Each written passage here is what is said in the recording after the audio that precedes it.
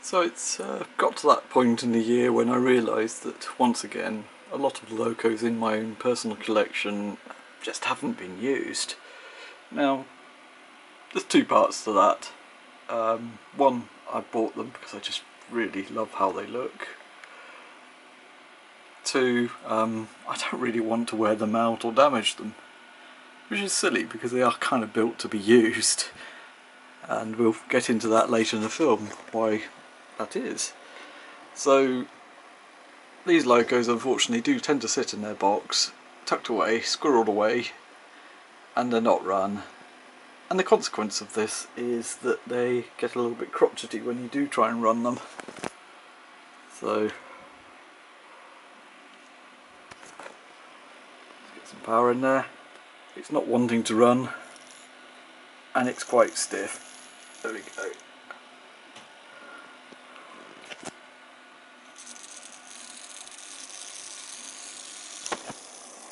So we won't overstress it, and I'll show you the reasons why it's got to this state. So all of the locos share the same design of mechanism, if not the same mechanism obviously, with the similar S36s I've got there. And the main wheels, finely balanced, but through really tight tolerances. So what happens over the time is that the grease goes off and it all goes sticky, and it literally gums up the works.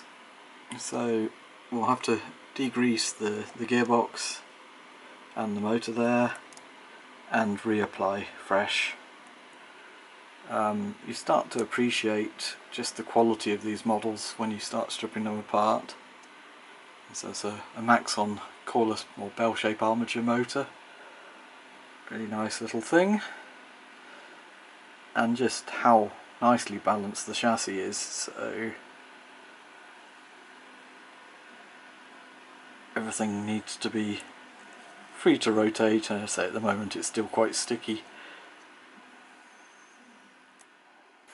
So I've freed up the mechanism, as you can see there. I've got the motor just turning over. Stop it there. But also lubricated the main gearbox. But there's another part to this puzzle that actually isn't in the exploded diagram on the locos, but actually does have a big impact. So down the boiler there you can see brass in there, and I have to say these are fantastic castings, really thin wall metal castings. Everything is straight and true on them at the other end of the mechanism, and in there is a flywheel, which of course has two bearings which are pretty inaccessible, so we will get it out and lubricate it. So there we are. That is the engineering secret that makes these such beautiful running locos. That's the front cap, rear bearing, little connector shaft that connects to the motor, to the slot on the worm gear there, and then the flywheel itself, which also provides quite a bit of weight to the loco. So if you take the flywheel out, just make sure that collar goes back in, because that nylon collar links it, but also that the two bearings are seated correctly.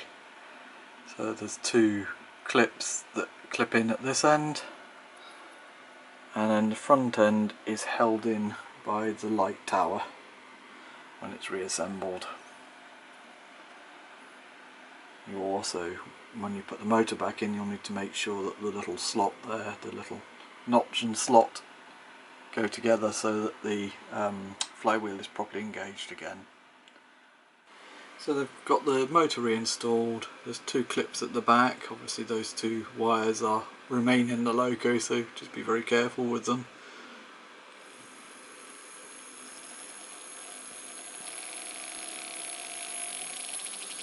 absolutely beautiful running motors.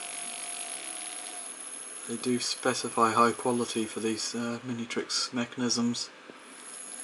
These are the ones with the bell-shaped armatures. There are carbon brush ones which are a little bit more rough and ready, but the bell-shaped armatures are probably the sort of flagship models.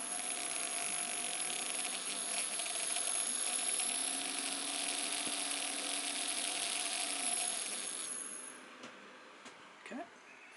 Occasionally on my videos I get comments about reviews that I haven't ripped the Loco apart. Well, we just did. Full disclosure, I run the videos on behalf of A&H Models, the shop that I run. I'm not going to tear into someone's model and just say how awful it is.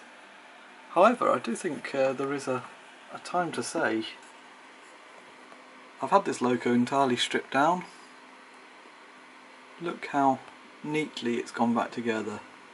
Cab and the boiler are separate parts, and you cannot see the seam.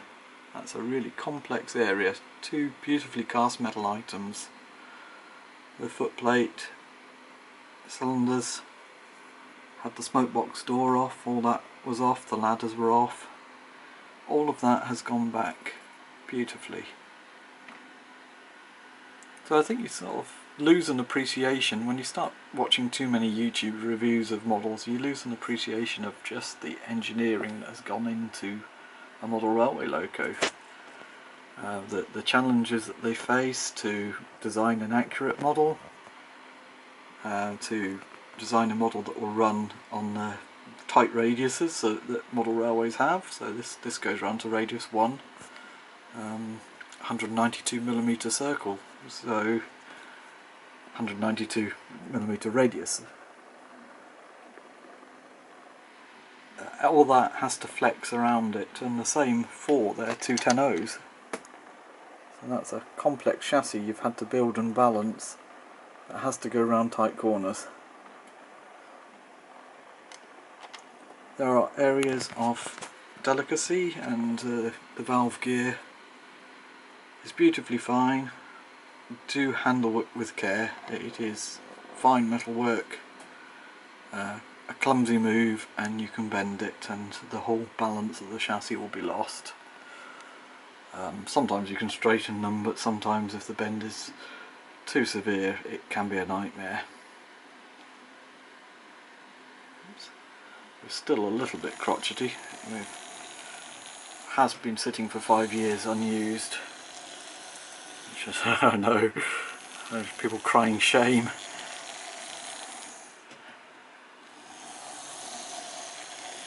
I've got to sit and bed all the pickups back in after I've had it apart.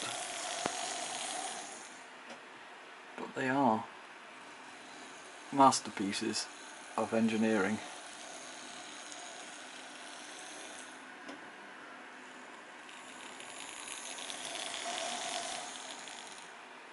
So the Trix is still made today. These locos were built around 2003, 4, 5, that period.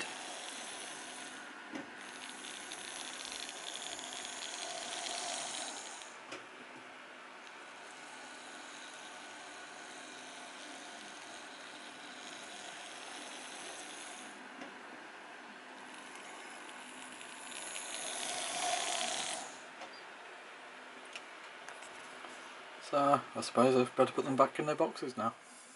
So just a sort of final note, this Minitrix BR44, built in 2007, had a metal body, metal tender, motor with a bell-shaped armature with that flywheel at the front, and this impressively engineered 10-wheel chassis that will go around 192mm radius corners. And it was one of the first digital sound locos on the market in N-gauge.